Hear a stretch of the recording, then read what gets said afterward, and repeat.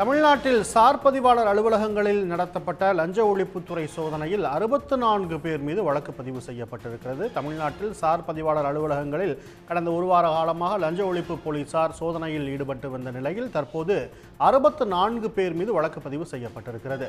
10 sir பதிவாளர் அலுவலகங்களில் 64 பேர் மீது வழக்கு பதிவு செய்யப்பட்டிருக்கிறது. 37 லட்சம் ரூபாய் பணமும் பறிமுதல் செய்யப்பட்டிருப்பதாக தகவல் தெரிவிக்கப்பட்டிருக்கிறது. 46 சார் பதிவாளர் அலுவலகங்களில் நடத்தப்பட்ட சோதனையில் 37 லட்சம் ரூபாய் பணம் பறிமுதல் செய்யப்பட்டிருக்கிறது.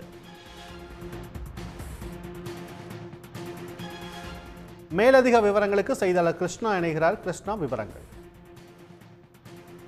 நிச்சயமாக தமிழகத்தில் கடந்த 4ஆம் தேதி சுபமுகூர்த்த தினத்தை முன்னிட்டு தமிழகம் முழுவதும் உள்ள பத்திரப்பதிவுகளில் அதிக அளவில் டோக்கன் கொடுக்கப்பட்டு பத்திரப்பதிவு என்பது நடைபெற்றது. பொதுவாக இது போன்ற விசேஷ நாட்களில் அதிக அளவிலான டோக்கன்கள் கொடுக்கப்பட்டு நல்ல நாட்கள் என்பதால் பத்திரப்பதிவு நடைபெறும்.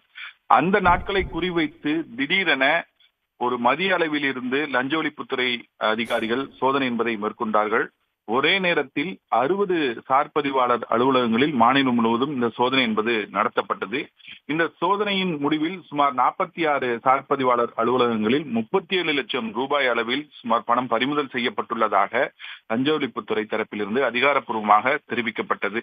இதில் பெரும்பாலான சார் பதிவாளர் அலுவலகங்களில் 3 லட்சம் ரூபாய்க்கு மேலும் பறிமுதல் செய்யப்பட்டிருப்பதாகவும் தெரிய வந்தது. இதில் ஒவ்வொரு பறிமுதல் செய்யப்பட்ட விவகாரம் தொடர்பாகவும் விசாரணை என்பது அந்தந்த லஞ்ச ஒழிப்புத்துறை பிரிவு அதிகாரிகள் மூலம் மேற்கொள்ளப்பட்டது.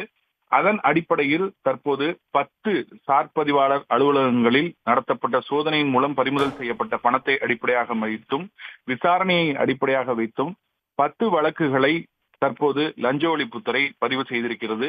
மொத்தமாக 64 பேர் மீது இந்த வழக்கு என்பது பாய்ந்திருக்கிறது. இந்த 64 பேர் மீது பாயப்பட்ட வழக்கில் சார் பதிவாளர்கள் மட்டும் 5 பேர் எனவும் 8 சார் பதிவாளர்களின் உதவியாளர்கள் மீதும் பதிவு செய்யப்பட்டிருக்கிறது. மற்ற நபர்கள் அனைவரும் தரகர்கள் மற்றும் பொது நபர்கள் என லஞ்ச ஒழிப்புத்துறை தனது முதல் தகவல் அறிக்கையில் தெரிவித்திருக்கிறது. இதே போன்று மீதமுள்ள, அதாவது மொத்தம் 46 இடங்களில் நடத்தப்பட்ட சோதனையில் 37 லட்சம் ரூபாய் என்று தெரிவிக்கப்பட்ட நிலையில் 10 வழக்குகள் மட்டுமே தற்போது வரை பதிவு செய்யப்பட்டது. மீதமுள்ள பறிமுதல் விவகாரங்கள் தொடர்பாகவும் விசாரணை நடத்தப்பட்டு தொடர்ந்து வழக்குகள் பதிவு செய்யப்படும் எனவும் தெரிவிக்கப்பட்டுள்ளது. விரிவான விவரங்களுக்கு நன்றி கிருஷ்ணா.